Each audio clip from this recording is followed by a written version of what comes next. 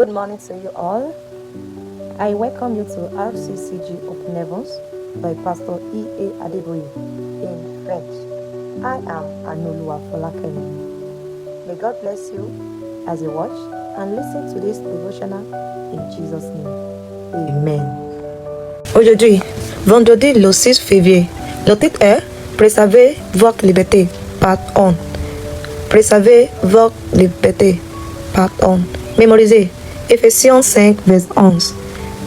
Et ne prenez point part aux œuvres infructueuses des ténèbres, mais plutôt condamnez-les. Et ne prenez point part aux œuvres infructueuses des ténèbres, mais plutôt condamnez-les. Ephésiens 5, verset 11. Lisez Jean 5, verset 5 à 14. Jean 5, verset 5 à 14. Le message. Quand Dieu proclame la délivrance, il dit de compromettre le diable. Laisse partir tes esclaves, et si tu ne le fais pas, je m'occuperai de toi. Le diable n'est pas d'autre choix que d'obéir immédiatement. Si vous savez subir une quelconque forme d'attaque satanique, que ce soit l'oppression, la répression, la vexation, l'oppression ou la possession, je décrète cette saison, votre saison de liberté totale. Au nom au-dessus de tous les autres noms, commencez à marcher dans la liberté. Aujourd'hui, je voudrais aborder la manière dont une personne peut demeurer délivrée des attaques du diable et continuer à marcher dans la liberté. Bien que la délivrance de la servitude satanique n'exige aucun paiement monétaire, elle a un coût. Le premier prix qu'une personne doit payer pour marcher dans la liberté est un abandon total à Jésus.